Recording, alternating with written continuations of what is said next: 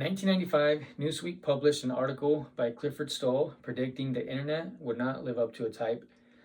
They mentioned how it would not replace newspapers, how it wouldn't replace shopping malls, and how it wouldn't replace the television. Like him, many people believe in his idea. Today, I'm going to show you why we're making that same mistake with Bitcoin and how this plays a revolutionary role in your future. So let's dive right in, guys. Let's be real with each other. We all know what inflation is. We have all felt the impact of inflation and the effect that it has on our hard-earned wealth. I chose Bitcoin because I needed to understand how it affects my generation's financial future. And so I started tracking Bitcoin's development a little over 5 years ago. Today, I'm going to be talking about Bitcoin.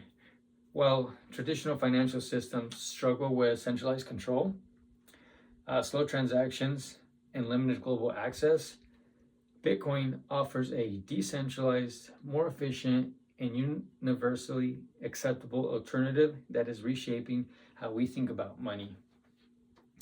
So I'll walk you through the blockchain mechanics that solve fundamental problems with digital money, the decentralized structure that puts financial power back in our hands, and the real-world applications that demonstrate Bitcoin's practical impact today. To understand why Bitcoin matters, we first need to examine the technological foundation that makes it possible. This is the blockchain technology. A Bitcoin user is given two keys. The private key is something that must be kept a secret. It's how you access your wallet, your funds, and it's how you sign off on transactions. It's crucial this key stays private to only you. The key is a random sequence of about 63 characters, meaning it's literally almost impossible to crack. The public key, on the other hand, is a code that you share with others, and it serves as an address to which others can send you Bitcoins.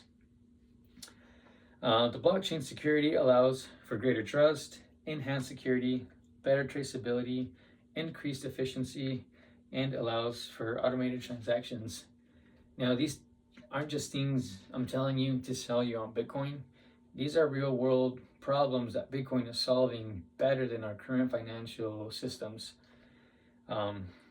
Transactions are recorded as blocks of data on the blockchain, and these capture details specific to the transactions taking place. Examples like name of sender, receiver, date, time, funds, amount, and other information necessary. Now, understanding blockchain's mechanics is just the foundation.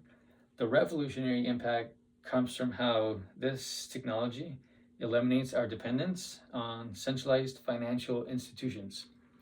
So, to break down the current financial process, you go to the store, you swipe your credit card. The first step is authorization. Does your card process? The second step is authentication. It's just more layers of fraud checks to see and to make sure there's no fraud. Third step is batching. This is at the end of the night when merchants finally put all these transactions together and forward that information to the bank. The next step is clearing and settling for the funds. So typically after a few days, money finally flows from the bank to the card network to the bank acquiring the transaction. Now, lastly, the funding process. This is where we finally see our funds get deposited to our acquiring bank account. Now, each transaction goes through 6 intermediaries or more. These include what we just talked about: the card holder, the seller, the acquirer, which is the seller's bank, the issuer, which is the cardholder's bank, the card network, the payment processor, and the payment gateway, each all taking a cut of profit. Bitcoin, however, connects you directly to the receiver, giving people the financial freedom to truly own their assets. So now that we've covered how Bitcoin creates financial freedom, let's examine the concrete evidence how organizations and nations are already putting these principles into practice.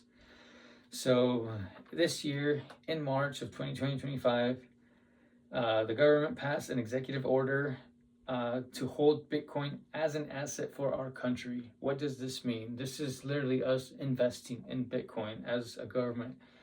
We also do this with government bonds, and we also do this with gold. We purchase gold to buy something worth money, that's worth money.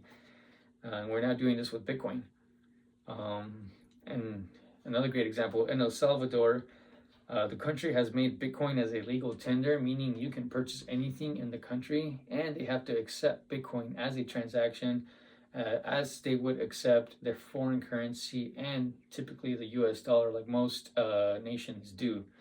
And then finally, over 2,300 companies in the US alone and 15,000 worldwide accept Bitcoin as a form of payment. So we can use Bitcoin as a form of payment now.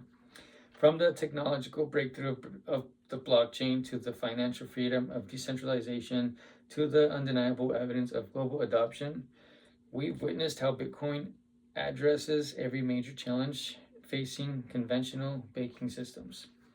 Through our analysis of blockchain's technological breakthrough, decentralization, liberation from intermediaries, and widespread adoption across diverse markets, we've witnessed Bitcoin's comprehensive solution to modern financial challenges. So understanding Bitcoin today is like understanding the internet in 1995.